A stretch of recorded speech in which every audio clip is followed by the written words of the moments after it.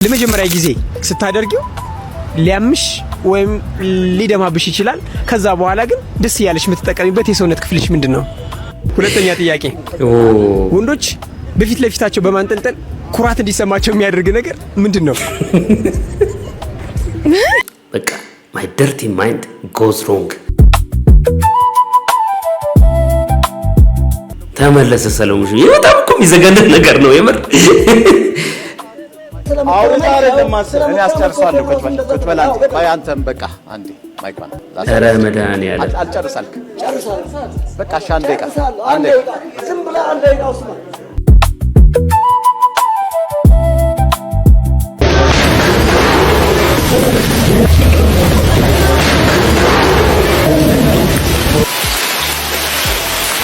እግዚአብሔር ከዚህ አይነት ክፉ አደጋ ይሰውራችሁ። እውነት ምን እያደረግሽ ነው ግን? ልደት እያከበርሽላቸው ነው አይደል? ልደት እያከበርኩላቸው ነው። ምን ነው ምንም የለም። ዳቦ ባለው ነው ታከብሪላቸው። ሰው አለው ነው ታዲያ። ምንድነው እኔ ምን ያለ የተለየ ነው? ስንት አርቲስት አናውቅም እንዴ? እንደኔ የሆነ ስንት አርቲስት ላውጣን ይስማቸው። ይሄንን ቪዲዮ እየሰራው ያለሁት ባለፈው ለሶፎንያስ ኢንቪቴሽን ልንልክለት እንችላለን።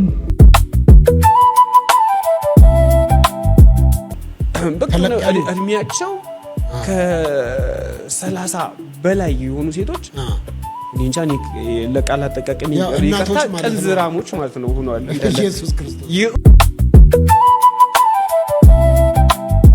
ያዘንኩብህ በአንተ እንጀራ አልበላም ያማራ ነው ያልክ ስትል በጣም እኔ ገና ወጣት ነኝ፣ ግን እኔ በዚህ ልክ አልጠብቅህም ነበር። አንተ ጋሽ ገቤ ዳንኤል ተመስገን ተፈራ ተዘራ ተከስተ አገራ አገራ ቅር እንዳይልግንሽ አራራለኝ።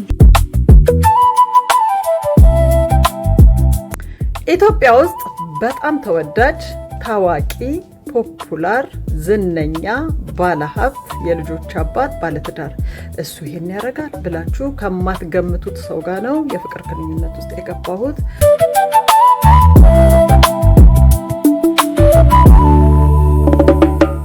ሰላም ውድ ተመልካቾቼ እንደገና በሌላ ቪዲዮ ተመልሻለሁ። እስከ መጨረሻው ድረስ አብራችሁኝ እንድትቆዩ ጋብዛችኋለሁ።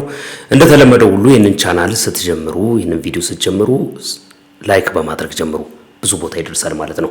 ለቤቱ አዲስ ከሆናችሁ ደግሞ ሰብስክራይብ ማድረጋችሁ እንዳይዘነጋ፣ የደወል ምልክቷን ደግሞ አንድ ጊዜ ብትጫኑ ቶሎ የሚለቀቁ ቪዲዮዎች እንዲደርሷችሁ ታደርጋላችሁ ማለት ነው። እንደ ወትሮ ሁሉ የእናንተን ሐሳብ በሚፈልጉት ላይ ሐሳብና አስተያየታችሁን በሐሳብ መስጫ ሳጥን ውስጥ ማስቀመጣችሁ እንዳይዘነጋ። እስከ መጨረሻው ቪዲዮን ተከታተሉት። መልካም ጊዜ ይሆንላችሁ።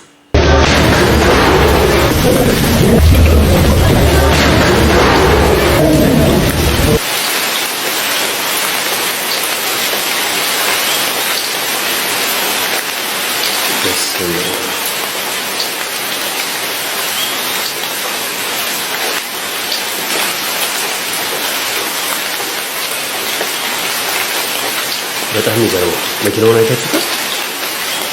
በስቶ ገብቷል ማለት ነው ወደ ውስጥ። በጣም ይገርማል። ብረት ነው ደግሞ። በጣም የሚገርም ሰው ቢያገኝ አስቡት። በቃ ሰው ይገላል። ይሄ የኮንስትራክሽን ማቴሪያሎች ህንጻ ሲሰራ የሚቀመጡ ነገሮች እያንዳንዳቸው ጥንቃቄ ካልተደረገባቸው የሰው ህይወት የሚያጠፉ መሆናቸውን በደንብ የሚያሳይ ነው። እግዚአብሔር አትርፏቸዋል ሰዎቹ።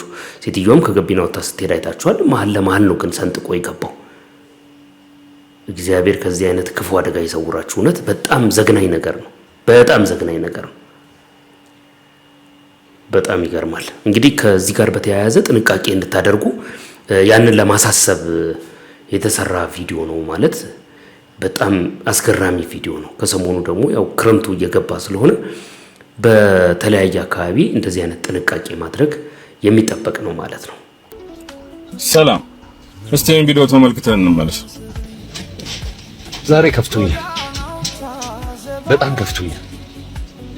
ቤታዮ የውሻዋ ልደት እያከበረች 25,000 ሰው እያያት ነበር። 8 5 ሰዓት ጀምራት እኔ ዳያሊሲስ እያደረኩ 4 ዓመት 4 ዓመት ሽንሽን ይቻላል። በስመ አብ 4 ዓመት ወጥ ይቻላል። በስመ አብ ግን ከውሻው በታች ነው። በጣም አሳስኝ ላይቭ ገብቼ ነበር። የሚያየን የሚመለከተኝ ሰው የለም። ላይቭን ትቼ ገባቸው። የቤታዮ ልደት የውሻው ልደት ማለት ነው። 25000 ሰዎች ወዴት እየሄዱ ነው? የሚያስተዛዝን ሰማችሁት? ወንድማችን የተናገረው ነው። አሁን እኔ ለውሻዋ ለመስጠት ለምን ይውላ ነገር ወረደላት ልል አይደለም የመጣሁት። ውሻዋንም ልጅቷንም የሚወዷት ሰዎች ጦታ ይሰጧታል፣ እሱ መብታቸው ነው። ነገር ግን እሱ ከተናገረው ከሰማችሁት ምንድነው ያለው? እኔ ላይቭ ገብቼ አንድ ሰው ሊመለከተኝ አልቻልኩም፣ ምንም አይነት ነገር ማግኘት ስላልቻልኩኝ ተመልሼ ወጣሁ አሉ። በቃ እንደዚህ የሚረዱ ሰዎች። ይሄ ልጅ 4 ዓመት ሆኖታል ሽንቱን ከሸና 4 ዓመት ሆኖታል ውሃ ከተጣ። ምን አይነት ስቃይ ውስጥ እንዳለ አስቡት። በምን አይነት አቅሙስ ነው ዲያሊሲስ የማድረግ በየሳምንቱ ሁለት ቀን ዲያሊሲስ ያደርጋል። ብዙ ብር ነው የሚከፈለውና እባካችሁ ብዙ ሰዎች ጊፍተሮች አላችሁ፣ በተለይ ቲክታክ ላይ ማለት ነው። ጊፍተሮች እንደነዚህ አይነት ቦታ ላይ ብራችሁን ብታፈሱት ለእናንተም በረከት ይዞላችሁ ይመጣል። ስለዚህ የሚሰጥበትን ብራችሁ የሚወድቅበትን ቦታ እወቁት ለማለት ነው። መልካም ቀን ወንድሜ፣ አንተም እግዚአብሔር ይማር። በጣም ያሳዝናል። መቼም ያው ጊፍተሮች የሚባሉት በቲክቶክ ዓለም ላይ ያበዱ ሰዎችና ላበዱ ሰዎች የሚሰጡ እንደሆኑ ይታወቃል እኮ አብዛኛዎቹ ማለት ነው። ትክክለኛ ነገር ለሚሰሩ ሰዎች፣ ጤነኛ አካሄድ ላላቸው፣ ኮንተንታቸው የሚጠቅም ሰዎችን ሳፖርት የሚያደርጋቸው ሰው እንደሌለ ማህበራዊ ሚዲያ ላይ በደንብ የምታዩት ነው። ኢቭን ቪው ያላቸው ሰዎች ምን አይነት ልክ ኮንተንት የሚሰሩ ሰዎች እንደሆኑ ይታወቃል። እንደዚህ ያሉ ሰዎችን ቢረዱ ምን አለበት ማለት እንደው ቀለባቸውን የሚሰበስብልንና የሚመልስልን እንደው የሆነ ነገር ቢፈጠር ደስ ይለኛል። በጣም ያሳዝናል። ይሄንን ሰውዬ ከዚህ በፊት አንድ ጊዜ ቪዲዮን ሰርቼ ነበር። በአጋጣሚ ጠፍቶ ስለነበረ ነው በድጋሚ ልሰራው የተገደድኩት። ግን በቃ እንደነዚህ አይነት ሰዎችን ብትመለከቱ፣ ብትረዷቸው፣ ብታገዟቸው መልካም ነው። በቃ ከፈጣሪ ዘንድም በረከትን ትቀበላላችሁ። ስም ያለውም ከመቃብር በላይ የሚኖር ስራ ነው ብዬ አምናለሁ። ሲመጣ በዓመቱ ደስ ይላል። ልደት ነው። ተመልከቱ፣ ልደት ነው። ተመልከቱ። በጣም ወይኔ ደስ ሲሉ በጣም ነው ደስ የሚሉት በእውነት ሰው እንግዲህ ባለው ነው። አረ አራዳ ልጆች የት ናቸው? መቼም ባለፈው ተመልክታችኋል። አንድ ልጅ የግራጁዌሽን እንዴት ተደረገለት ነው? ግን ልደት እያከበርሽላቸው ነው? አረ ልደት እያከበርኩላቸው ነው። ምን ነው ሰው ባለው ነው። ምንም የለም። ዳቦ ሰው ባለው ነው ተከብሪላቸው። ሰው ባለው ነው። ታዲያ ከምንጠብቅ ድረስ ኬክ ይመጣል። ታዲያ ኬክ ለኔ እንኳን ቀርቶ ለማንም አልደላም። ማውጣት ምን ሆነሽ ነው አንቺ ደግሞ? እና በቃ እንደዚህ ልታከብሪላቸው ነው። የማንኛው ልደት ነው ግን ለመሆኑ? የእሱ ነው። አይወልሽ አምና 6 ዓመቱ 5 ዓመቱ ነበረ። 5 ዓመቴን አክብሪልኝ ሲለኝ ሻወርኩት። አሁን 6ኛ ዓመቱ ነው።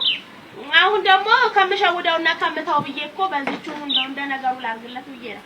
አሁን በቃ ከበርሽ። ታዲያ በቃ የተባረክሽ ሰው ባለው ሻማስ። እሺ ቆይ ሻማስ የምር ነው።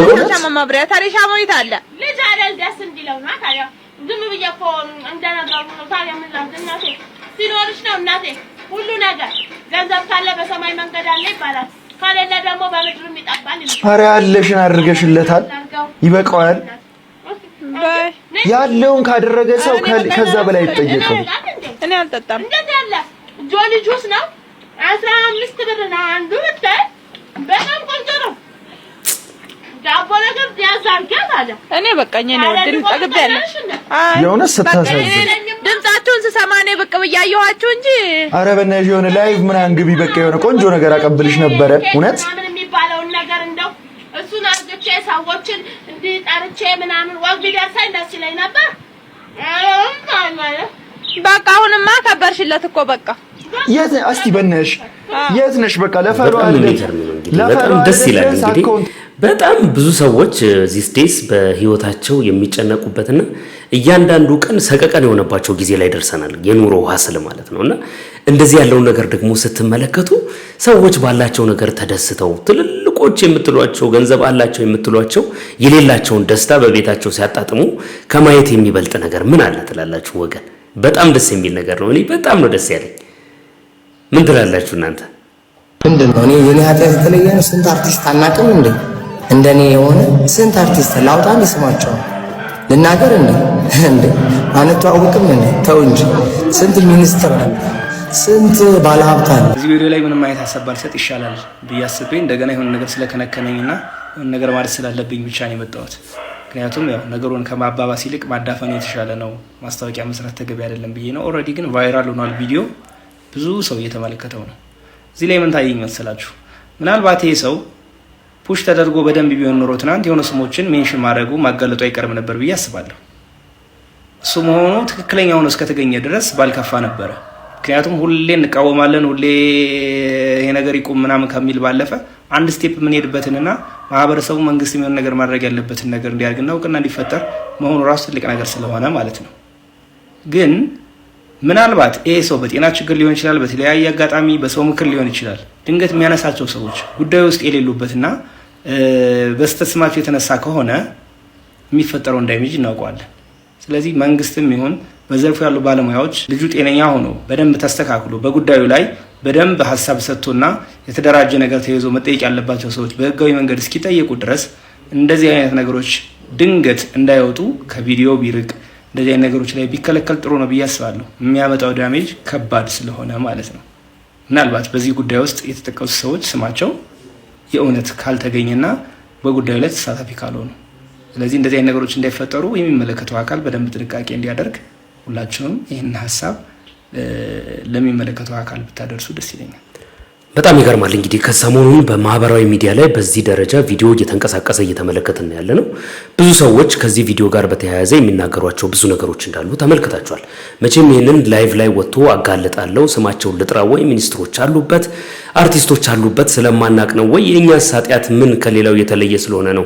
ሁሉም በጓዳው ችግር ይሰራል እንዴ? ኃጢአት ይሰራል እንዴ? ምንድን የተፈጠረው ይሄን ያህል መታካብዱት የሚል አይነት ንግግር ሲናገር ተመልክታችሁታል። ይሄ ልጅ ገና አልተሻለውም፣ ገና አላገገምም፣ ብዙ የሚቀራቸው ነገሮች አሉ። ስለዚህ ይሄንን ነገር አሁን ሚዲያ ላይ ወጥቶ እንደው ሰው ፑሽ ቢያደርገውና ተናገር ቢባል የሆነ ነገር ቢሉት ከመናገር ወደ ኋላ አይልም።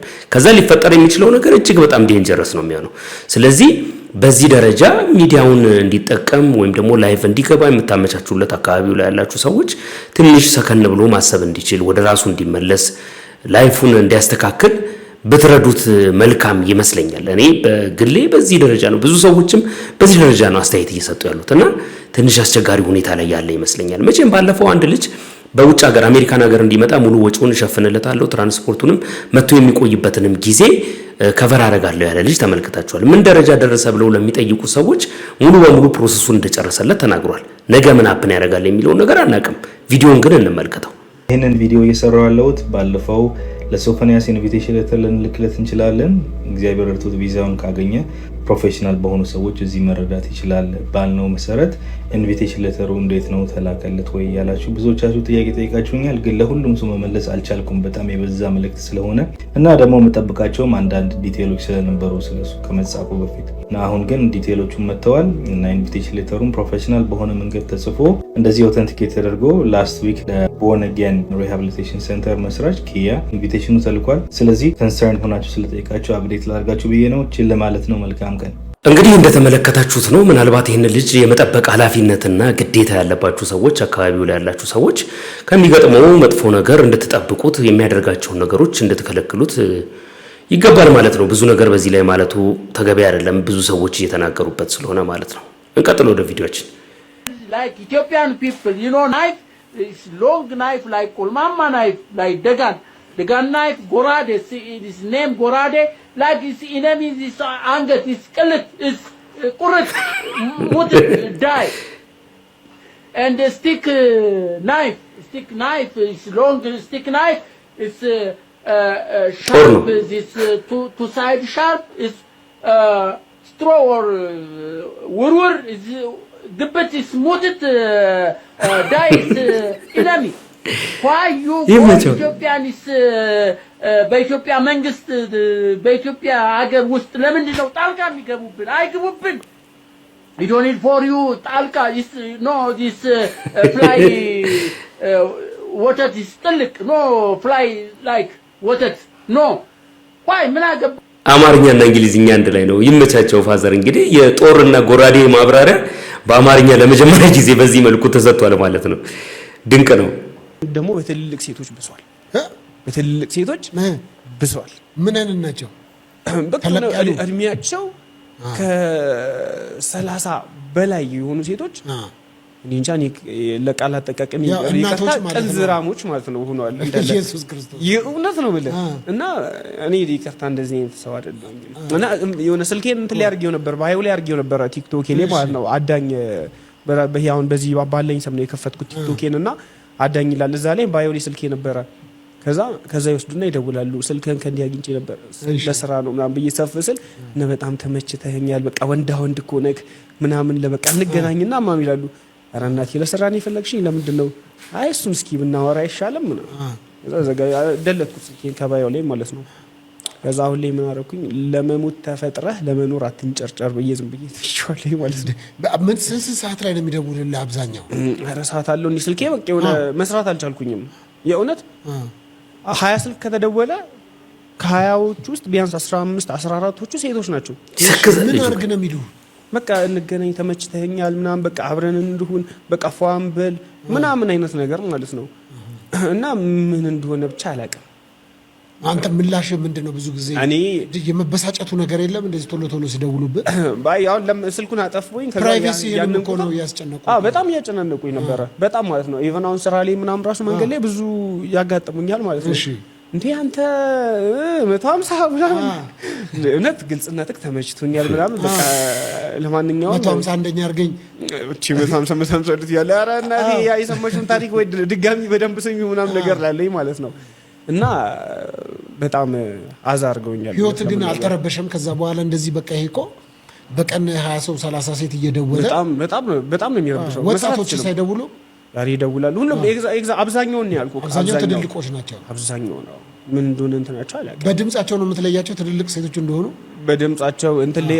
ይጽፉልኛል እንዴ ቲክቶክ ላይ እዛ ላይ እኮ ይጽፋሉ ቲክቶክ ደግሞ አንዴ ከላኩልህ በኋላ አንተ ሜሴጁን አክሰፕት ካላልከው ድጋሚ መላክ አይችሉም ሜሴጅ ለዛ ምን ያደርጋሉ ይደውሉልኛል እንዲህ እኮ ጽፌልህ አትመልስም እንደዚህ ምናምን እና ኦኬ እሺ እና ያወራሽልና ዝግት ታረጋለኝ ማለት ነው በጣም የሚገርማችሁ ይሄ ባለፈው ማን ያዘዋል ላይ ቀርቦ በጣም ዊርድ የሆነ ነገር የተናገረ ከዛ በኋላ እንደውም ቪዲዮ እንዲጠፋለት ወጥቶ ሲጨቃጨቅ ነበር መጀመሪያ ሄዶ ያንን የመሰለ ከባድ ቪዲዮ ሰራ ከዛ በኋላ ደግሞ ቪዲዮን እንዲያወርድልኝ ጠይቁልኝ ብሎ ደግሞ ሌላ ቪዲዮ በራሱ በቲክቶክ ገጹ ሲሰራ ተመልክተናል አሁን ላይ ደግሞ ወጥቶ ትልልቅ ሴቶች ናቸው የሚደውሉልኝ እያለ በዚህ ደረጃ እንደገና ቪዲዮ ለመስራት ያነሳሳው ምን እንደሆነ አላውቅም በጣም እኮ ግን ሰው በቃ ማፈር አቁሟል የሚሰራቸውን ነገሮች ሁሉ በነውር ነው እንግዲህ ይሄን እንድጃወቅ ነውኛ ምንም የሰራው ጀብድ የለም እና በዚህ በሰራው ነውሩ የተለያዩ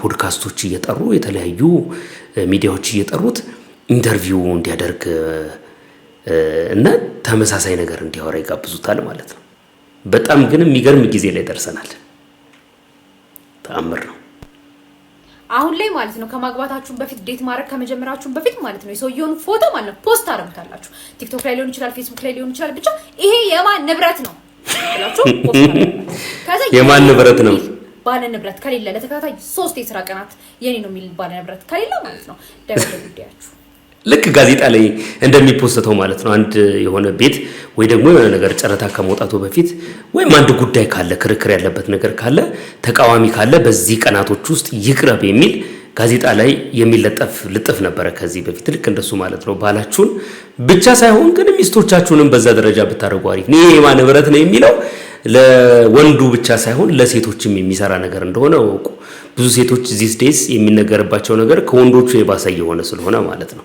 ጥሩ ስትራቴጂ ይመስለኛል እስቲ እንመረምረዋለን እናጣራዋለን ከኔ በፊት ግን ስንት ሴቶች ነበሩ ህይወት ላይ እኔ ካንቺ በፊት ማንንም ሴት አላቅም ወደፊትም ማወቅም አልፈልግም የመጀመሪያ እና የመጨረሻ እንድትሆኚ ነው የምፈልገው አንቺስ ግን እኔ ብነግርህ ግን ትታኛ አትሄድም ለምን ትቼሽ ይላል እኔ ያለፈ ህይወትሽ ለኔ ምንም ለኔ ዋጋ የለው አንድ ሴት አሁን ከኔ ጋር አይደለሽ ምን ዋጋ አለው ንገሪኝ አዎ ግን ትንሽ አይ ንገሪኝ ንገሪኝ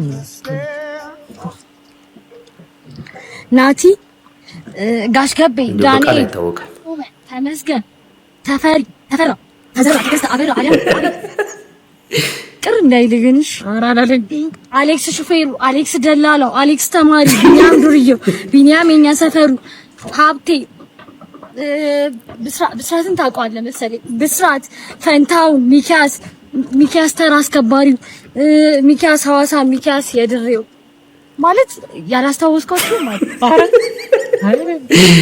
በቃ እነዚህ ያው ከሙታን ነው እንጂ እኮ የቀረሽ ሰው እኮ ጨረሰሻል። ግን የሞተ ነው እንጂ ሰው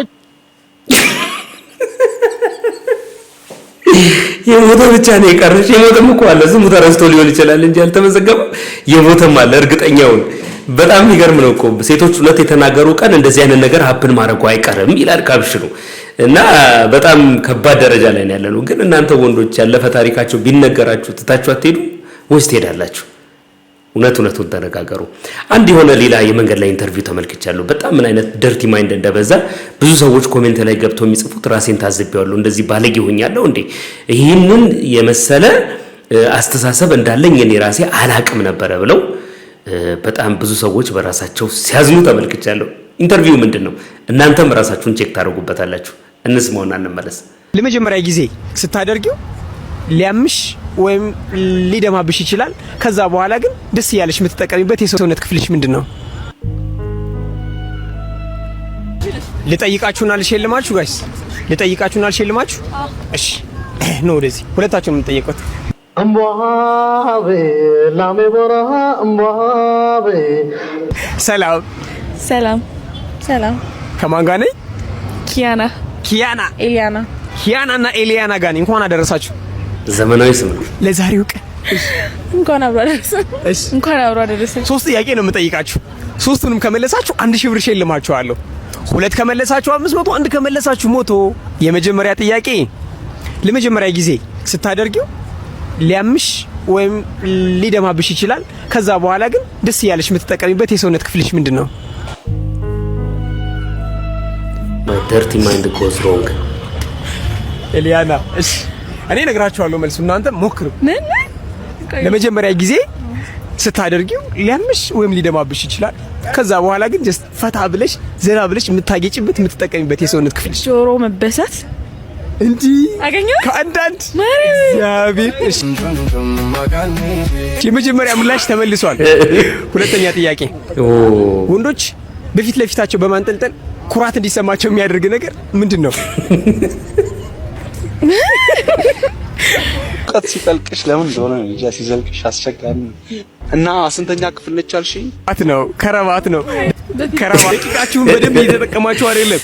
ሶስተኛ ጥያቄ ከ1 እስከ 100 ድረስ ባሉት ቁጥሮች ስንት ዘጠኞች አሉ? ኖርማል 2 Why? What did you say? ስንት? 3 እንዴ አስቡም እንዴ? የት ቦታ ላይ አስባችሁ ተናገሯል? አዎ ስንት ዘጠኞች? 100 ምን እንዴ? 100 ዘጠኞች? አቅ 18 ዘጠኞች ነው ያሉ። አንድ ጥያቄ በትክክል ስለመለሳችሁ 100 ብር አሸንፋችኋል። ሳትዋሹ ተናገሩ። ግን ምንድነው ያሰባችሁት? በተለይ የመጀመሪያዎቹ 2 ጥያቄዎች በቃ my dirty mind goes wrong። በጣም ብዙ ሰው ማለት ነው፣ በጣም ብዙ ሰው ራሱን የታዘበበት፣ በጣም ብዙ ሰው አይምሮ ሌላ ቦታ ላይ እንደተጠላለፈ የሚያሳይ ነው። ያልገባኝ እኔ ብላችሁ ደግሞ ኮሜንት አድርጉ እንዳልገባው ሰው ለመሆን። እንቀጥል እስቲ። አንድ ወንድ ካንቺ ጋር ለመሆን በወር ስንት ብር መስራት አለበት? 200,000 ሚሊዮን ሚሊዮን 100,000 100,000 1 ሚሊዮን እንዴት 1 ሚሊዮን በቃ ወይ ጊዜ 100,000 እሱ ብቻ 100,000 ብር ይበቃል። አብሬው ኮንኩ ኖርማል ነው። ካገባሁት ግን ቆንጆ ምንም አይል አሪፍ የሆነ ግን የሚያስተዳድር ገንዘቡ ይሄን ያህል የምትይው ነገር አለ? የለም እውነቱን የምነግርህ ማለት ካስተዳደረን እኔ እና እሱ እኔም ስለምሰራ አጣስ 50 ቁጥር እንኳን እንዲህ ብዬ መጣል አልችልም። ምክንያቱም ወንድ ልጅ ከሰራ የማደግ እንትን ካለው ኖርማል 100 ጎበስ በጣም ግን በገንዘብ መተመን አይከብድም ብላችሁ ታስባላችሁ? ማለት ብዙ ሰዎች የዚህን ያህል ገንዘብ ቢያገኝ ይላሉ። ያው እነሱን ኤክስክሉድ አድርገው ስለሚያወሩ ይመስለኛል ያንን የገንዘብ መጠን የሚጠሩት። ግን አንድን ቤተሰብ ሊያኖር የሚችል በተለይ ደግሞ አሁን ባለው የኑሮ ሁኔታ አንድን ቤተሰብ ሊያኖር የሚችል ገንዘብ ከተገኘ እውነተኛ ፍቅር ካለ መኖር እንችላለን የሚሉ ብዙ ሰዎች አሉ። አንዳንዶች ደግሞ ገንዘብ መሰረታዊ ጉዳይ ስለሆነ ገንዘብ ከሌለ አብሮ መኖሩ ማስፈላጊ አይደለም ይላሉ። እናንተ ከየትኛው ወገን ናችሁ? ሁለቱን ባላንስ አድርጋችሁ እስቲ አስተያየታችሁን ጻፉልኝ። ይሄ በምስሉ ላይ የምታዩት ወጣት ፈረንሳዊ ቲክቶከር ነው። በራሱ የግል አካውንት ላይ የተናገረው ያጋራው ሐሳብ የተናገረው ንግግር ትንሽ ሳበኝና እስከ መጨረሻው አዳመጥኩት። ምን ይላል? እኔና ጓደኛዬ ደብሮን ቁጭ ብለን ምን እንስራ በሚል ጅማሬ ቻት ጂቢቲን ጥያቄ ጠየቅ ነው አለ። የማይሆን ጥያቄ ምን ብለው ይጠይቁታል? አንድ ሰው ገለን ሬሳውን የት እንደምናስቀምጥ ግራ ገብቶናል፣ ልትረዳን ትችላለህ ወይ ብለው ይጠይቁታል ቻት ጂቢቲ። አስቡት። እና በመጀመሪያ ላይ ምን አላቸው? እንዴት እንደዚህ የሰው ነፍስ ዝም ብላችሁ ትገላላችሁ? ይሄ ህገ ወጥ ነው ምናምን የሚል ወሬ መለሰላቸውና እና የቤታችን ግራውንድ ውስጥ አስቀምጠነዋል ለጊዜው፣ አሁን የት ምን እንደምናረገው አንተ ልናማከር ነው ነገር ይሉታል። እና ቻት ጂቢቲም ያው ያለውን አለና እነሱም እንደ ፈን ነው ኦኬ። ከዛ በኋላ ይሄንን ባደረጉ በሰዓታት ውስጥ ማለት ነው የአንደኛው ልጅ ቤት ድረስ ፖሊስ ቀጥ ብሎ ይመጣል። አስባችሁታል? ከዛ ልጁን አንጠልጥለው ይወስዱታል። ምን አጠፋው? ምን ሰራው? ነፍስ ገላሃል፣ የት ነው የደበከው ሰው ይሉታል ማለት ነው። እና በዚህ ብቻ አላቆሙም። ጓደኛውንም አመጡት፣ ያው በሰዓታት ልዩነት እሱንም ሌላ ቦታ አርገው ይመረምሯቸዋል። አረባካችሁ እኔና ጓደኛዬ ዝም ብለን ደብሮን ያው እንደ ለፈን ነው ይሄንን ነገር ያደረግነው እንጂ ትክክል ያደረግነው ነገር የለም። እሱን ችግር የለውም፣ በምርመራ ሂደት የሚታወቅ ይሆናል። ጓደኛህም በቁጥጥር ስር ውሏል፣ ምርመራ የተደረገበት ነው ብለው በጣም አስጨነቁኝ ይላል። በጣም አስጨነቁኝ። አንዴ ሁለቴም ላስ አርገውታል በጥፊ። እና በኋላ ላይ ግን ያው በዋስ እንደተለቀቀና ጉዳዩ አሁንም ድረስ እንዳልተዘጋ በሂደት ላይ እንደሆነ ይናገራል። እና በጣም ገረመኝ። ማለት እነዚህ አሁን ፕላትፎርሞች አሜሪካ ውስጥ በተለይ ቻት ጂቢቲ በጣም ብዙ ክሶች አሉበት በየፍርድ ቤቱ ላይ። በምክንያት ብትሉኝ ከዚህ በፊት አንድ ዜና ሰምቻለሁ። አንድ የ17 ዓመት የ16 ዓመት ልጅ ራሴን እንዴት ማጥፋት እችላለሁ ብሎ ቻት ጂቢቲን አማክሮት እና ቻት ጂቢቲ በሰጠው መንገድ መሰረት ራሱን አጥፍቷል ይመስለኛል። ከእንደዚህ አይነት ነገር ተምረው አሁን ላይ እንደዚህ ወንጀል ነክ ነገር ሲኖር በአውቶማቲካሊ ቻት ጂቢቲ ራሱ ለመንግስት አካላት ለደህንነት አካላት ሪፖርት ያደርጋል። እና የዚህ ልጅ ንግግር ደግሞ እኔ ዝም ብዬ በግርድፉ ተቀብዬው ማመን አልቻልኩም። በራሴ መንገድ ላጣራ ብዬ የዚህ ልጅ ቪዲዮ ወደ ጂሚናይ በማምጣት እና ራሴ መንገድ ፈተሽኩት። የሚገርመው ነገር ግን ልጁ የተናገረው ነገር ያው ምንም የእውነት መሰረት የሌለው ለእይታ ፍለጋ ብቻ የተናገረው ሆኖ አግኝቼዋለሁ። እና ልጁ ዝም ብሎ ነው የሚያወራው። በጣም ብዙ ሰው አይቶታል። በጣም ብዙ ሚሊዮን ሰው ተቀባብሎታል የዚህ ልጅ ንግግር። ግን እኔ ዜናውን ያው ልጁ የተናገረውን ነገር ዝም ብዬ ከማዳምጥና ከማምን በሚል በራሴ መንገድ ያው ሰርች አደረኩት። ግን ምንም አይነት ከእውነት የራቀ እንደሆነ ያው አውቄዋለሁ። ግን ያው ነገሩን ልንገር፣ ሰዎች ምን ያህል እይታ ፍለጋ ቪው ፍለጋ ያልሆነ ነገር እንደሚያወሩ መረዳት አለብን። ያገኘነውን ዜና ሁሉ ዝም ብለን ባንቀበል መልካም ነው። በጣም ብዙ ጊዜ ማለት ነው እንግዲህ ባለፉት ጊዜያቶች ውስጥ ራሱ እንደዚህ አይነት ነገሮች በአሜሪካን ሀገር በተደጋጋሚ ሀፕን ሲያደርጉ እንደነበረ የምታውቁት ነገር ነው ብዬ አስባለሁ። እንደዚህ አይነት መረጃዎችን ስታገኙ መጀመሪያ ትክክለኝነቱን ማጣራት፣ ሁለተኛ ደግሞ ከአንደኛው የኤአይ ቱል ያገኛችሁትን በሌላኛው ኤአይ ቱል መመርመር ትችላላችሁ። በደንብ ኢንቨስቲጌት ይደረጋል። ስለዚህ እያንዳንዱን ነገር አጣርቶ መቀበሉ ትክክለኛ የሆነውና ትክክለኛ ያልሆነውን መዝኖ ማስገባቱ ተገቢ ነው ማለት ነው። በጣም የመረጃው ብዛት ዓለምን እየሸፈነ ስለሆነ ማለት ነው። ያዘንኩብ በአንተ እንጀራ አልበላም ያማራ ነው ያልክ ስትል በጣም እኔ ገና ወጣት ነኝ፣ ግን እኔ በዚህ ልክ አልጠብቅህም ነበር አንተ። አሁን ፈንጃም ካይ ምናምን አትውቀሰኝ። እንጀራ አልበላም ማለት ተሳስቼ ነበር። ተውረቡ ባለኝ ተው አዳም። እሺ ግን እሺ ለቀጣይ የምነግርህ ነገር ሚዲያ ላይ ስትወጣ የኢትዮጵያን ህዝብ ነው ማሰብ ያለብህ እንጂ ወይ አንተ የወጣህበት የኢትዮጵያን ህዝብ ማሰብ ሳይሆን ያለበት መጀመሪያ ጤነኛ ማይንድ ነው ይዞ መግባት ያለበት። እንዴ ጤነኛ ማይንድ ያለው ሰው ስለ ኢትዮጵያ ህዝብ ላይ ያስብ አይችልም። በትክክል የሚያስብ ሰው ማለት ነው። እንደዛ አይነት አሳፋሪ የሆኑ ነገሮችን ካደረገ በኋላ ይሄ ሰውዬ እኔ በፊት የት ነው ማቀው ብዬ በጣም የዛን ቀን እግረኛው ሚዲያ ላይ ያየሁት ቀን በጣም ግራ ገብቶኝ ነበር። ለካ ከዚህ በፊት ሰለሞን ሹምዬ በሚመራው መድረክ ላይ እንዴት ያለ አምባጓሮ ሲፈጥር እንደነበረ ተመለከትኩት። ለካ እሱ ነው ዛሬ ላይ እንደዚህ አሁን ቪዲዮዋ እሷ ተቆርጣ እንደገና ቫይራል እየሆነች ነው። እስቲ እንመልከታት። ስናገር ከርዕስ ውጪ ነው የሚሆነው አይደለም? ሌሎቹ ሲናገሩ ከርዕስ ውጪ አይደለም። ለሳቸው ልከራከራልክ ጨረስክ? አልጨረስኩም ሰለሞን አልጨረስኩም። የኢትዮጵያ የተሰራችበት ሂደት ለምሳሌ ኢትዮጵያ ስትሰራ ተነሳ ሊቀበለው አይደለ? አይ በጉልበት አይደል? ቆይ ቁጭ በል አንተ እኔ አስጨርሳለሁ። ቆይ ቁጭ በል ይሄ ነው ችግራችሁ። ቁጭ በል እኔ አስጨርሳለሁ። አንተ ቁጭ በል። ቆይ መጣ ሰለሞን ሹም እየተነሱ ከመድረክ እንዴ ቆይ አንዴ ቀረጻ ላይ ነን፣ አየር ላይ ናችሁ። ቆይ አንተ ይሰጣሉ። ተመለሰ ሰለሞን ሹም። በጣም እኮ የሚዘገንን ነገር ነው የምር። አውርታ አይደለም ማሰብ። እኔ አስጨርሳለሁ። ቁጭ በል አንተ። ቆይ አንተም በቃ አንዴ ማይኳን ኧረ መድኃኒዓለም አልጨርሳልክ።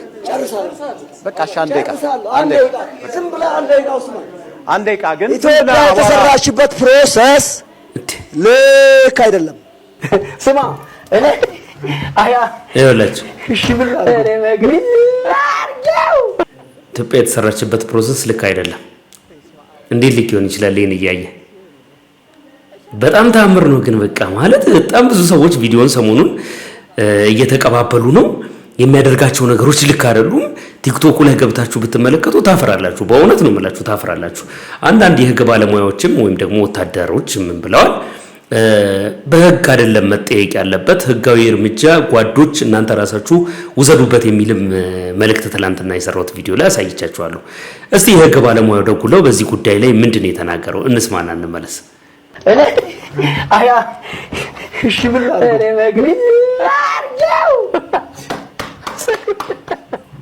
ረፍ በልና በስነ ስርዓት ነው። ለማና ለከኝ በእውነት አይና አውጥቼ ኪስ ገትቼ ነው ወክ አደርጋለሁ። ከዚህ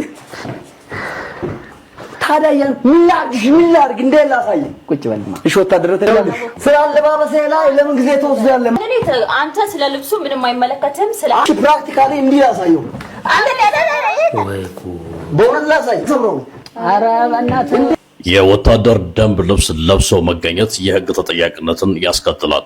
ሰላም ደጉሎ ነኝ። ሁላችሁም ይህን ቪዲዮ ሼር፣ ኮፒ ሊንክ፣ ሪፖስት እያደረጋችሁ በሀገራችን ከጊዜ ወደ ጊዜ እያደገ የመጣውን ስርዓት አልበኝነት ሁላችንም እንድንዋጋ ጥሬን አቀርባለሁ።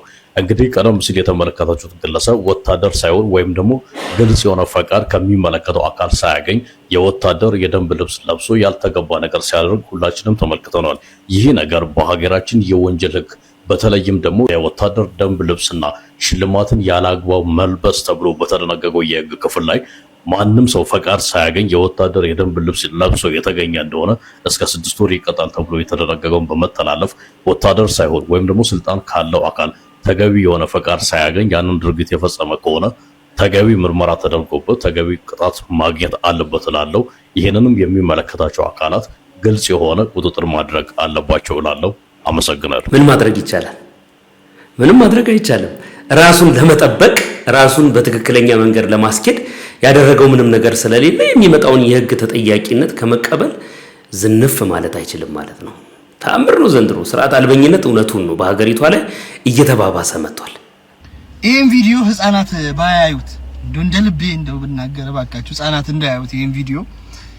ትናንትና ከጎፋ መብራታይ ይገቡና ሴትና ወንድ እንደዚህ ስትሬት ፒካፕ ቅጥል ስላደረጉኝ ነው ጋይስ። ከዛ በኋላ ሩም ምናምን ህፃናት እንደዚህ እንዳያዩ ስለፈለኩ ሩም ፈልገን ነውና ወሰደንና ይሉኛል። እሺ ብዬ እዛ ወጣ ብለን የሆነች ሩም አለች እዛ ደርሻቸው እና ስንት ሲለኝ ልጁ በቃ ያው ስለተጨናነቀ ስላየሁት እንደ አንድ ወጣት እግዚአብሔር ነው ለሸውደኝ ምናምን እንዳይመስል ዝም ብዬ በቃ እንደ አንድ ወጣት ስለገባኝ ነው ሁኔታ። ከዛ በኋላ ዝም ብዬ ተቀበልኩት፣ ማይሆን ብር ላይ ተቀበልኩት ለዛው። ከዛ እዛ ወጥቼ እኔ አስፋልት ላይ ቆሜ ለካስ ሲገቡ ክለፍለፍ አድርጎታል። ደግሞ ሲገቡ የለም ተባለ። ከዛ ሲወጡ እኔ እዛ ቆሜያለሁ አስፋልት ዳር ላይ ብሩ አጣን እኮ ምናምን እስኪ ሌላ ቦታ የምታውቂው ወሰጂ ነሽ እሺ ብዬ ሄደት ብለን ደግሞ ሌላ ቦታ ወሰድኳቸው። ከዛ በቃ ቼክ እናድርግና ልላክልህ ስልክህን ብሎ ስልኬ አረጋ። ተያይዘው ወረዱ ገቡ። ብጠብቅ አይልክም ጋይስ። ከዛ ጥበቃውን እንዴ ማን ይጠበቅሽ ነው ሲለኝ አይ ልጁ እመጣለሁ ብሎ አልከፈለኝም ሂሳብና ሄዶ ሪሴፕሽን ሲያናገር መቶ መቀበል ይችላል 409 ቁጥር 4ኛ ፎቅ ይውጣና እዛ ነው የገቡት መጠየቅ ይችላል አለ። አሁን መጥቼ ባናጥብህ ጥሩ ነበር አንተ ላንጊሳ ሰልባሞት። አሁን መጥቼ አንኳኩቼ አጉል ሰዓት አሁን እኔ እዛ ምን ያረጋችሁ መቼም ቡና እየጠጣችሁ አይደለም ቁጭ ብላችሁ እኔ መጥቼ አሁን አጉል ሰዓት ላይ አይ ማረግ ነበረብኝ። አይ መቀበል ነበረብኝ። አንተ ቆረቆንዳ ሸውደኸኝ እንዳልሆነ አይ ነበረብኝ መቀበል። እኔ ይሁን ብዬ ነው እሺ መምጣት ይችላል ነበር። እዛ ክርና መርፌ እንደሆናችሁ እዛው ይዤ ነው እኔ ፈልጌ ነው እሺ የተውኩ። መቀበል ነበረብህ። በነገራችን ላይ ገብተህ መቀበል ነበረብህ። ምክንያቱም ስራ ነው ያስከው መጥቶ ይቀበለኝ ብሎ መልእክት እስካስተላለፈ ድረስ 100% መብት አለ። መብትህን በአግባቡ መጠቀም ነበረብህ። ያው ለሌላ ጊዜ ግን እንዳይለምድ እኔ ልምከር። እንቀጥል። የጤና ሚኒስቴር ሜንሽን አድርጉልኝ ቲክታክ አካውንት ካላችሁ ማለት ነው። ሌላው ዶክተሮች ይሄን ቪዲዮ መታዩ ይሄን ቪዲዮ በደንብ ስሩበት። ሪሰርቾች እንደሚያመለክቱት በጂም ውስጥ ከፍተኛ ባክቴሪያ እንደሚገኝ ነው ጥናቶች የሚያመለክቱት። እሱም ሪዘን እንዴት እንደሆነ ልንገራችሁ። ለምሳሌ እኔ በቦዲ ነኝ ያለሁት። ይሄ ኢንክላይን ቤንች ፕረስ ላደርግ ነውና እመጣለሁ። ከዛ ከጓደኛዬ ጋር አሁን ኬርለስነታችንን ላሳያችሁ ነው። ከዛ እዚህ ጋር መጣና ቤንች ፕረስ ሳደርግ ከቆየው በኋላ የኔ ጀርባዬ ላብ ደግሞ እዚህ ጋር ይቀራል ማለት ነው። ጓደኛዬም ይሄንን ነገር ሳያጸዳው አብዛኞቻችን እንደዛ ስለሆነ ይመጣና ከዛው እዚህ ተደግፎ ይሰራል። የኔ ላብ አለ የሱም ላብ አለ ሲደማመር የቆዳ አለርጂኮች ምናምን የተለያዩ በሽታዎች ሊተላለፉ ይችላሉ በላብ መልክማ። እንደ ጂም ቤቶች ግዴታ ማዘጋጀት ያለባችሁ እንደዚህ አልኮልና ፎጣ። ስለዛ ከመስራታችን በፊት ማሽኖችን እንደዚህ ያደርጋል በአልኮል ማጽዳት አለብን መጀመሪያ። ለምን ብዙ ሰው የሚሰራበት ጂም ስለሆነ የብዙ ሰው የጤና ኬዝ ያለበት ሰው ብዙ የላብ ኬዝ ያለበት ሰው የቆዳ በሽታ ያለበት ሰው መጥቶ የሚሰራበት ቦታ ስለሆነ አንደኛ እንደዚህ ማጽዳት ነው ግዴታ። ጂም ቤቶች አልኮልና ፎጣ ማዘጋጀት ግዴታችሁ ነው። ማሽኖችንና መጠቀምበትን ማቴሪያሎች ለማጽዳት ምርጫ ሳይሆን ግዴታክ ነው። ይሄን የጤና ሚኒስቴር ለህግ ያውጣልን። አንዳንድ የጂም ኦነሮች አንገዛም ተላላችሁ። ከዛ ክላይንት ደግሞ ግዴታክ ፎጣ እንደዚህ ይዞ ማምጣት ነው። እንደዚህ ቤንቹም አይበላሽም፣ እንዲህ አይላላጥም።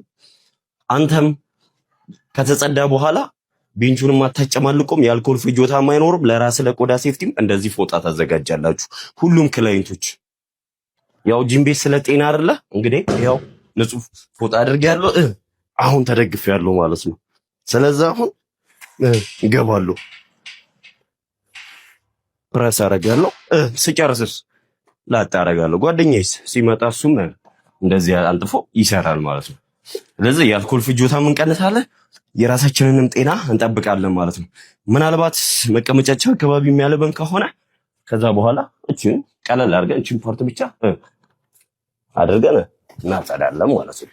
ስለዚህ እንደ ህግ ጤና ሚኒስቴርም ያወጣልን የትኛውም ቦታ ደግሞ ክላይንቶች እንደዚህ ፎጣ ይዛችሁ ግቡ።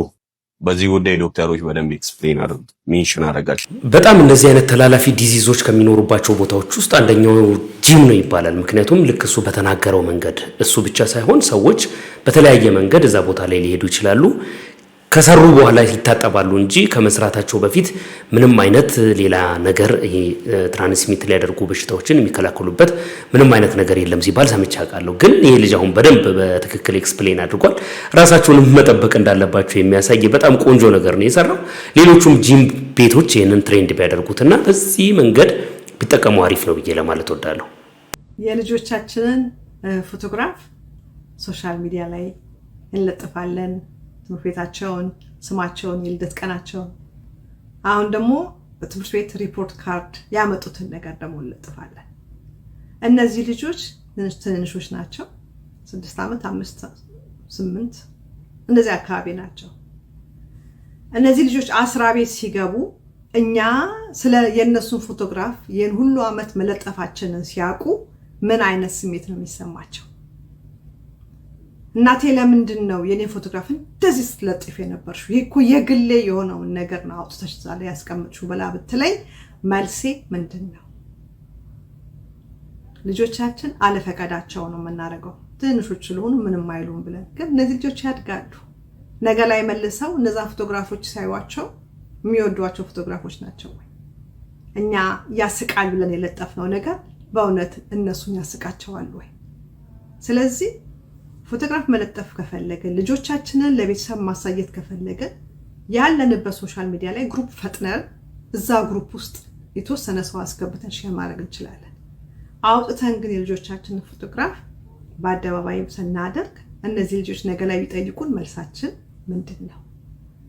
ስለዚህ ያ ብቻ ሳይሆን እነዚህ ልጆች ስማቸው ውጪ ነው፣ የተወለዱበት ቀን ውጪ ነው፣ ትምህርት ቤታቸው ውጪ ነው፣ ሁሉ መረጃቸውን እያወጣ ነው። ስለዚህ ወላጆች ይሄን ነገር እናስብ። ይሄ ይጠቅማል ብዬ ነው ማስበውና እናንተም ደግሞ ይሄን ቪዲዮ ሼር በማድረግ እንድተባበሩኝ አደራ እላለሁ። አመሰግናለሁ። ይህ እንግዲህ ከዚህ በፊት በተደጋጋሚ በተለያዩ ሰዎች የተሰራ ቪዲዮ ነውና ብዙ ሰዎች ይህንን ነገር ሲናገሩ ሰማለሁ። አንዳንዶቹ ምንም ችግር የለውም ምንም አይመጣም ዝም ብላችሁ ነው የምትሉት ይላሉ። አንዳንዶች ደግሞ ኢንተርኔት ላይ ያለ ቡዳ ልጆቻችሁን እንዳይበላባችሁ መፖስት የለባችሁም ኤቨል ኤስ ሞልቷል ይባላልና እነዚህ ኤቨል ኤስ ልጆቻችሁን ይበሉባችኋል ብትጠነቀቁ ይሻላል የሚሉ ብዙ ሰዎች አሉ። እኔ ማህበራዊ ሚዲያ ላይ የግል የሆነ ነገርን በማጋራት ከማያምኑ ሰዎች መካከል ነኝ። ማለት በጣም ውስጥ ነገሮች መፖስት ችግር የለም። ለምሳሌ ትራቨል ያደረክበትን ቦታ ለወዳጆች ማጋራት የሆነ ነገሮችን ብታጋራቸው የሆነ ነገር ብታሳያቸው ምንም ክፋት የለውም። ግን ኤቭሪ ዲቴል ከመጀመሪያው እስከ መጨረሻው ድረስ ማሳየት በጣም ክፉ ነገር አለው ብዬ አምናለሁ እኔ በግሌ። እናንተ ምን ታስባላችሁ? በዚህ አቅጣጫስ የገጠማችሁ ነገር ካለ እስቲ የገጠማችሁን ገጠመኝ ብታጋሩኝ ጥሩ ነው ብዬ አስባለሁ። ለሌሎችም ማስተማሪያ ስለሚሆን ኢትዮጵያ ውስጥ በጣም ተወዳጅ ታዋቂ ፖፑላር ዝነኛ ባለሀብት የልጆች አባት ባለትዳር እሱ ይሄን ያደርጋል ብላችሁ ከማትገምቱት ሰው ጋር ነው የፍቅር ግንኙነት ውስጥ የገባሁት። እንግዲህ ከዚህ ሰው ጋር የፍቅር ቄጤማይን እየቀነጣጠስኩ ነው። በአጋጣሚ በመሀላችን በተከሰተ አለመግባባት የፍቅር ግንኙነታችን የተቋረጠው። እንግዲህ በዚህም አላበቃው ታናሽ ወንድሙን ደግሞ ዴት ማድረግ ጀምሬያለሁ ትለናለች የዛሬ ባለታሪካችን። ማንነቱን ለማወቅ ግን አልጓጓችሁም? ማን ይሆን? እንግዲህ እህታችን ማንነቱን አልነገረችኝም። ይሄኔ እንግዲህ ለማወቅ አፋችሁን አብላችሁ እየጠበቃችሁ ነው። ብትነግረኝም አልናገርም። ኤቨር ኔቨር። ሚስጥር ነው። እንግዲህ እህታችን ምናለች? ከሱ ጋር የፍቅር ግንኙነቴ ሲቋረጥ ወንድሙን ደግሞ ዴት ማድረግ ጀመርኩ። እሱም ታዋቂ ተወዳጅ ነው፣ ባለትዳር ነው፣ የልጅ አባት ነው አለች። እና ይሄ ሰው ሚስቱን አስተኝቶ ቶይሌት እየገባ እርቃን ፎቶ ይልክልኛል። እንግዲህ ወንዶች ቶይሌት ሄደው ቅልጥ ካሉ፣ ሻወር ገብተው ቅልጥ ካሉ፣ መኪናቸውን ግቢ አስገብተው ደግሞ ግቢ ውስጥ መኪና ውስጥ ቁጭ ካሉ ነገር አለ። ያሳዝናል። እና እንግዲህ የሆነ ሆኖ ከዚህ ከልጅ ጋር ፍቅር ውስጥ ገብቻለሁ። አንድ ልቤ ታዩ ለሚስቱ በኋላ ቢለያዩ እንኳን ምክንያት አትሁኝ ይለኛል አለች። አንድ ልቤ ደግሞ ይሄንን ሰው ይሄንን ታዋቂውን የዚህ ልጅ ታላቅ ወንድም ለማስቀናት ወይንም ለመበቀል ግንኙነቴን ልቀጥልላለሁ። በዚህ ሁለት ሐሳብ ውስጥ ነኝ ያለሁት። ወንድ ልጅ ከኔ ውጭ አይሄድም ማለት ቆሞ አይሸናም እንደማለት ነው ብላ ነው አጠር መጠን አድርጋ የጻፈችልኝ። የሚገርማችሁ አሁን ነው መኝታዬ ላይ ሆኜ የጻፈችልኝ። ታሪኩ ኢንትረስቲንግ ስለሆነና እኔም የወሬ ጥማቴን ለማስታገስ ነው ቪዲዮን ለመስራት የተገደድኩት። እንግዲህ ታችን ምን አለች? የምኖረው አሜሪካን ሀገር ነው። እድሜ 40 ነው። የልጆች እናት ነኝ። እንግዲህ ከትዳር አጋሪ ጋር ባለመግባባት ድንገት ትዳር ይፈረሳለች። ደግሜ ለማግባት ሙከራ አድርጌ ነበረ። ትዳር ውስጥ ሆኜ ተከብሬ ለመኖር ሙከራ አድርጌ ነበረ። ነገር ግን ውሸታምና ቺት የሚያረግ ሰው ብቻ ነው የሚያጋጥመኝ።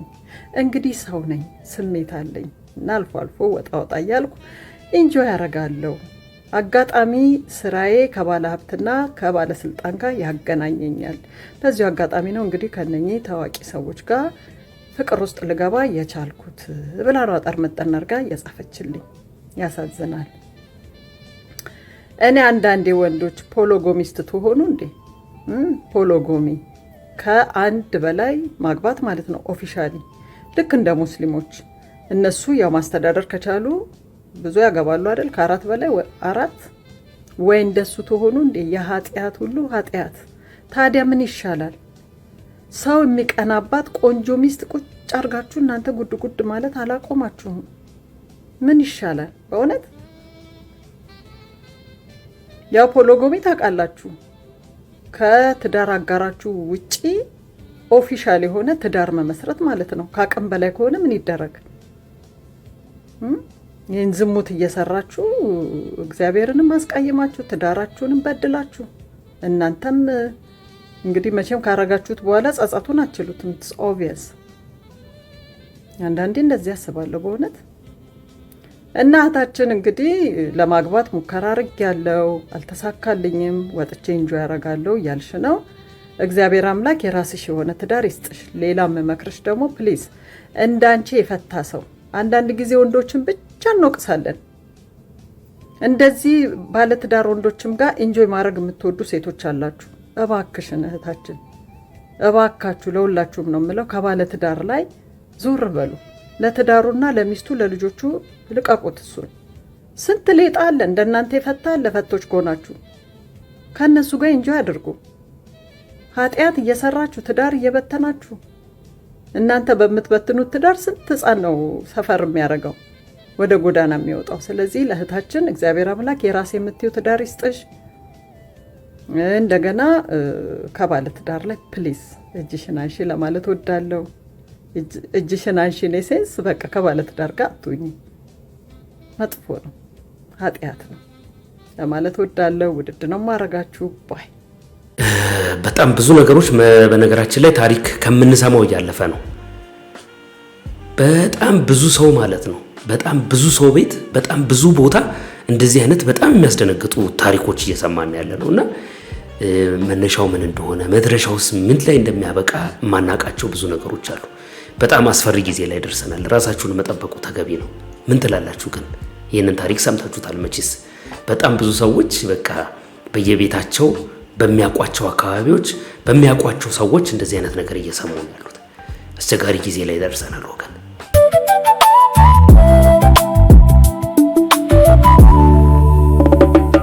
ውድ ተመልካቾቼ እንግዲህ ለሰዓቱ ያስኩላችሁ ቪዲዮ ይህንን ይመስል ነበረ።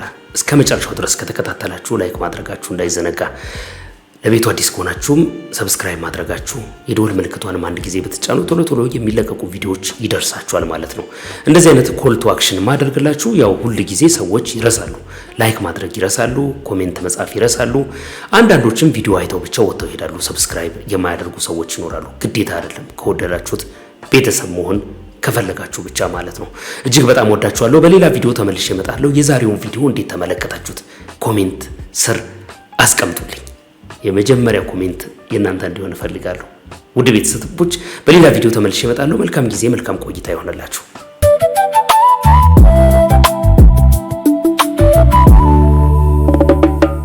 ከመጽሐፍ ዓለም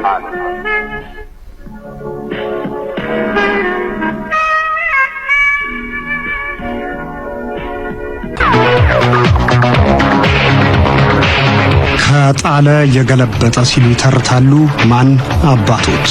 ለመጣልም ይሁን ለመጣል አንድም ዘዴና ብልሃት ሌላም አቅምና ጉልበት ይጠይቃል። ይህ የቅዳሜ ቀን ለወጣቶች ፕሮግራማችን ነው።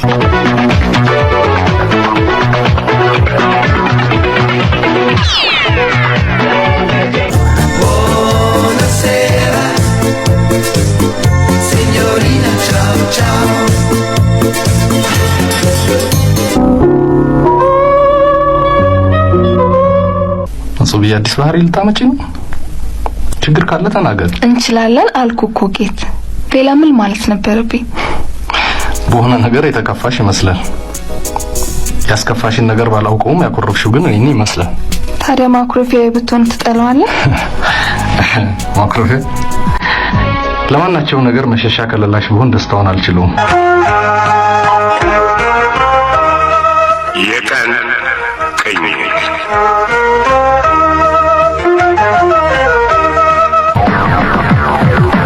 የዘፈን ምርጫና ልዩ የመዝናኛ ዝግጅት። እንደምን ሰነበታችሁ? አዘጋጅና አስተናጋጆቹ ብርሃኑ ገብረ ማርያምና የወይንሸት አስፋው ከስርጭትና ከስቱዲዮ ቴክኒሻኖች ጋር በመሆን ቆይታችሁን እንጠይቃለን። አማን ሆነን የጀመርነው ፕሮግራም በያላችሁበት ሰላም ይሰጣችሁ ዘንድ ምኞታችን ነው። እናንተስ አማን ሰላም ናችሁ? ከመኖር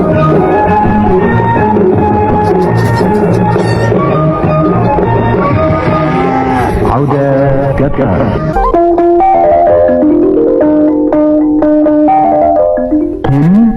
ራዲዮ ኢትዮጵያቲ እዚህ ሬዲዮ ኢትዮጵያ ብሔራዊ አገልግሎት halkani waa laanta Soomaaliga Radio Ethiopia ሬዲዮ